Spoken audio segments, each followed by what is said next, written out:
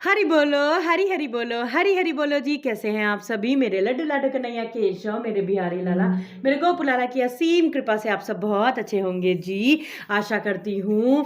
सर्दी बहुत ज़्यादा हो रही है, आप लोग भी लड्डू बाबू लाडो के साथ में उनकी सेवा में मगन होंगे और उनकी सेवा, उनकी केयर बहुत अच्छे से कर रहे होंगे, क्योंकि ठंडी बहुत बहुत ज़्यादा है। शीतलहर भी बहुत ज़्यादा चल रही है हमारे लखनऊ में, हर ही जगह चल रही है जी। और जो गलन की सर्दी है वो बहुत ज़्यादा है।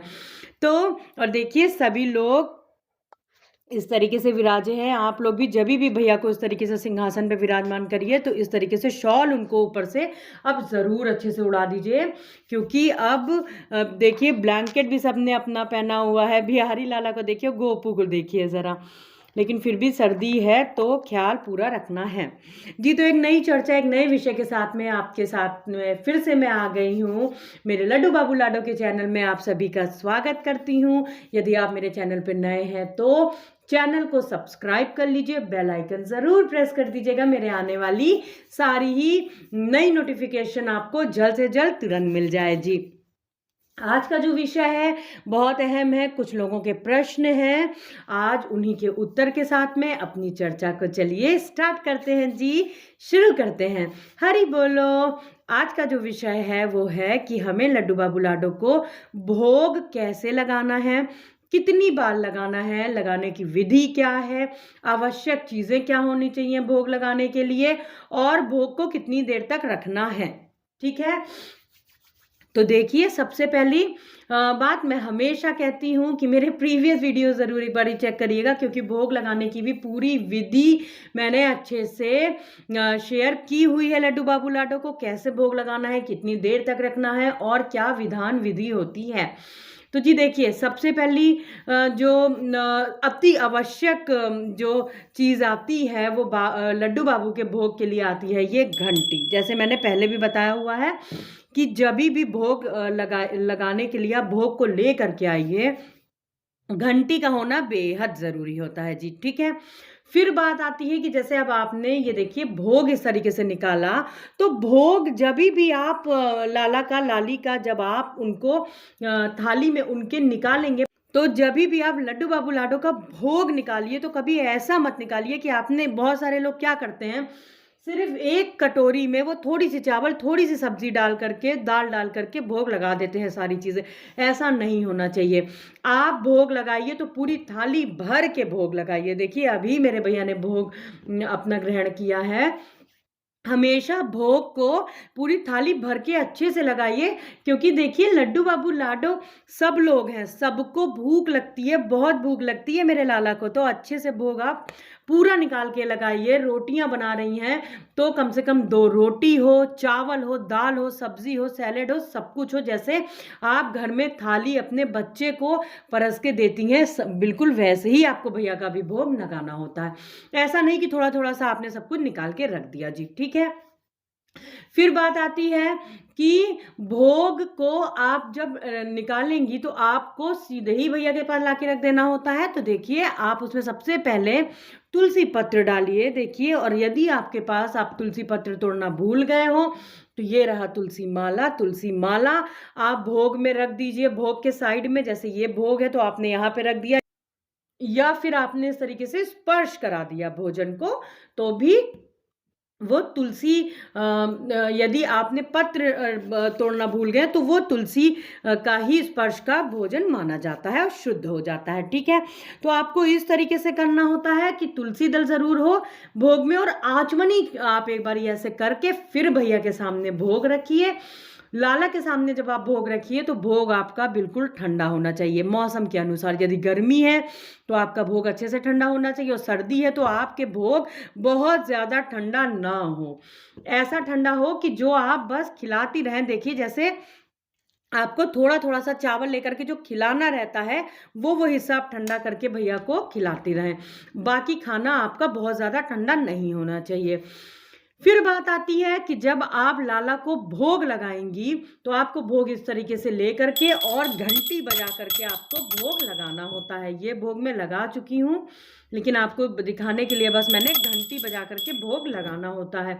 भोग लगाने के बाद में बहुत सारे लोग क्या करते हैं, बस भोजन को ऐसे ही रख करके चले जाते हैं। ऐसा मत करिए।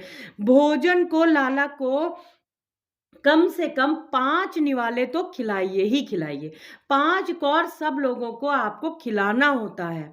भैया को, लाला को, मेरे श्यामा श्याम को 5 बार प्रभु को भोग लगाइए। उनको आप इस तरीके से, मैं भोजन खिला चुकी हूँ। मेरे प्रीवियस वीडियोज़ में आप एक बार चेक करिएगा।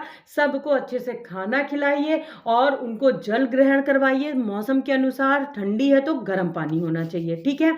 5 निवाले आप लोग ज़रूर खिलाइए। फिर बात आ जाती है भोग को कितनी देर तक का रखना है। देखिए, यदि आपके मंदिर में पर्दा लगा हुआ है, जैसे मेरा जो लाला का मंदिर है वो अलग मंदिर है, अलग भैया का मेरे कमरा है, तो मैं क्या करती हूँ, भोग को लगा देने के बाद में मैं भैया को भोजन करा देती हूँ 5 बार, पानी जल उनको ग्रहण करा देती हूँ, भोजन में उनके सामने रख देती हूँ, प्रार्थना करके मैं बाहर चली जाती हूँ रूम से, मंदिर से, और पर्दा लगा देती हूँ। कम से कम 5 से 7 मिनट, 10 मिनट आपको भोजन भैया के पास में इस तरीके से रखना होता है, क्योंकि लाला लाली सभी लोग खेलते हुए, आराम से बातें करते हुए भोजन करते हैं, ठीक है। इसी भाव से आपको रखना होता है। और पर्दा, यदि आपका रूम अलग नहीं है, आप एक ही रूम में या एक ही पास में आपने मंदिर लगा आपका है, वहीं पे लाला को विराजमान किया है, तो आपको क्या करना है, एक छोटा सा पर्दा अवश्य रखें मंदिर में। जब भोजन आप करा दीजिए तो आपको पर्दा को लगा देना होता है। उसके बाद में आप कम से कम इतनी ही देर तक, 5 से 7 मिनट, 10 मिनट तक का भोजन कराने के बाद में वहां पे रखिए, ठीक है। तो इतनी देर तक का आपको भोजन रखना ही होता है। लाला लाली बहुत छोटे, आप उनको अपने से भोजन कराएंगी, फिर उसके बाद वो लोग भी तो खेलते हुए भोजन करेंगे। फिर सबसे अहम बात आती है कि जब भी भोजन लगाइए तो ललिता माँ, विशाखा माँ, अष्ट सखिया माँ को ज़रूर आवाज़ दे के बुला लीजिए। जैसे देखिए, मेरा जो ललिता माँ, विशाखा माँ, अष्ट सखिया माँ है, तो ये जो लाला का बिल्कुल बगल में जो उनका गार्डन है, वहाँ पे विराजी हैं वो, वहाँ पे भी श्यामा श्याम है। तो मैं हमेशा जब भोजन लगाती हूँ तो उनको इस तरीके से बुलाती हूँ, हे ललिता माँ, विशाखा माँ, अष्ट सखिया मैया आइए, मेरे लड्डू बाबू लाडो के साथ में भोजन ग्रहण करिए, ठीक है। इस तरीके से देखिए, वहां पे मैंने यशोदा मैया और मेरे नंद जी भी विराजे हैं, सबको आवाज लगा के बुला के ही आप लाला लाली को भोजन कराइए। फिर भैया के पास में भोजन रखा रहेगा, फिर उसके बाद में आप भोजन को ललिता माँ, विशाखा माँ, अष्ट सखिया माँ को आवाज दे करके सबको भोजन कराइए। फिर आपको क्या करना होता है, आप हट जाइए मंदिर से, जैसे कि मैंने बताया 5 से 10 मिनट के लिए आप मैक्सिमम हट जाइए। फिर ऐसे ही मत आइए कि बस आपने ऐसे ही आकर के इस तरीके से भोजन उठा लिया, नहीं, आपको ऐसा नहीं करना होता है। लाला लाली से आप प्रार्थना करिए, उनसे आज्ञा लीजिए कि लाला, मेरे लाली, आपने यदि भोजन कर लिया हो तो क्या अब हम ये प्रसाद ले सकते हैं, और इस तरीके से आप भोजन को लाला लाली के पास से उठाइए। लेकिन कभी भी ऐसे ही आकर के आप सीधा भोजन मत उठाइएगा, हमेशा उनसे प्रार्थना करके, उनसे आज्ञा लेने के बाद में ही आपको भोजन लाला लाली से लेना होता है जी। तो ये नियम होते हैं जो लाला को, लाली को भोजन लगाया जाता है। भोजन सात्विक होना चाहिए, शुद्धता से होना चाहिए। आपके किचन में मैं हमेशा बता चुकी हूँ कि शुद्धता का बहुत ख्याल रखिए। आप बोलिए भी मत किचन में जब भोजन बनाइए, बहुत शुद्धता से भोजन बनाइए, लाला लाली को खिलाइए। उसके बाद में ही आप स्वयं भोजन करिए। ये जो भोजन होता है ये महाप्रसाद है, ये महाप्रसाद है। अब आपको क्या करना है, आप इसको अपने परिवार में वितरण करके खुद ग्रहण कर सकते हैं। कभी भी ऐसा मत करिए कि बस आपने ले जाके भैया के सामने भोजन रख दिया। ऐसे करने से देखिए, आप अपने छोटे बच्चे के सामने ऐसे भोजन नहीं रख देते हैं। लाला तो बहुत कोमल है, लाली, तो आप उनके सामने भोजन रखिए और उनको ग्रहण कराइए कम से कम 5 बार। पानी पिलाइए, उनसे पूछिए कि खाना कैसा बना है, खाना कैसा बना था किशोरी, नमक तो सही है ना, सब कुछ तो अच्छा है ना, स्वाद तो आ रहा है ना। ऐसे भोजन लगाया करिए, लाला लाली को भोग लगाया करिए। बहुत ही सरल होता है, कोई तीमझाम नहीं होता है, सब बस भाव। आपको बस लाला लाली से इस तरीके से आप भावपूर्ण भोजन लगाएंगे तो मेरे भैया प्रेम से लाला लाली का पेट भरेगा और अच्छे से वो भोजन ग्रहण करेंगे जी। ठीक है। तो जल में यदि देखिए, मैं जल में तुलसी पत्र जो होता है वो बहुत ज़्यादा नहीं डालती हूँ बस, लेकिन हाँ थोड़े से कण डाल देती हूँ, बहुत हल्का सा, नहीं तो स्पर्श करा देती हूँ। आप चाहें तो उसमें तुलसी पत्र भी डाल सकते हैं। आचमनी के लिए एक ज़रूर रखिए। आप लोटा भी रख सकते हो, जैसे ये देखिए मैं रखती हूँ इस तरीके से, तो ये ज़रूर रखिए। और भोजन लाला को लाली को सभी को बहुत ही प्रेम से कराइए, बिल्कुल भाव से बनाइए और भाव से खिलाइए। तो ये था मेरा आज का वीडियो, मेरा आज का व्लॉग, मेरे भाव। आशा करती हूँ आप लोगों को अपने प्रश्नों के उत्तर मिले होंगे। और एक सबसे अहम बात, जो कि आपको भोग लाला लाली को कितनी बार लगाना होता है। 8 बार माँ यशोदा लाला को रोज भोजन कराती थी।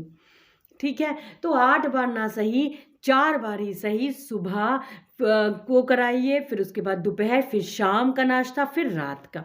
4 बार तो आपको भोजन लाला को लाली को कराना ही कराना है, हर हाल में। आप जो भी आपके पास में है, ये मैं नहीं कहती हूँ कि आप मेवा और पूरा अच्छे से 56 भोग का लगाइए। आपके पास में जो भी है भावपूर्ण वो भोजन लाला लाली को कराइए, लेकिन 4 बार अति आवश्यक है, लाला को लाली को भोजन कराइए ही कराइए। और उनके पास में आप कुछ खाने को, जैसे इस टाइम पे गजक है, चिक्की है, वो आप रख दीजिए, उनका जब भी मन करेगा। अब जैसे उनको भोजन मैंने करा दिया है, अब मैं थोड़ी देर लाला लाली को विश्राम के लिए भेजूंगी। इस टाइम पे उनके पास में आप कुछ भी मीठे में रख दीजिए। विश्राम मैं मानसिक रूप से कराती हूँ, वो लोग खेलते हैं, बातें करते हैं आपस में, थोड़ी देर में उनको इस तरीके से सबके साथ में वो रहते हैं अपने। फिर मैं उनको 4, अब जैसे सर्दियां तो 4:30 बजे तक का मैं उनको उनके पास आती हूँ, उनका पानी गर्म करती हूँ, उनको पानी पिलाती हूँ, नाश्ता जो भी मेरे पास होता है वो कराती हूँ। इस तरीके से जी आप भी 4 बार भोजन अवश्य लगाइए, कराइए भैया को, और इस तरीके से उनकी सेवा करिए जी। और मेरे प्रीवियस वीडियोस यदि आप नए हैं तो ज़रूर देखिए, उसमें पूरी सेवा मैंने अपने भैया लाडो की शेयर की है। तो आज के लिए बस इतना ही, मिलते हैं अपने दूसरे ब्लॉग में बहुत जल्दी। लाला लाली का ख्याल रखिएगा, सर्दी बहुत ज़्यादा है। आज के लिए बस इतना ही। हरि बोलो, हरि हरि बोलो, हरि हरि बोलो जी। राधे राधे जी, हरि बोल।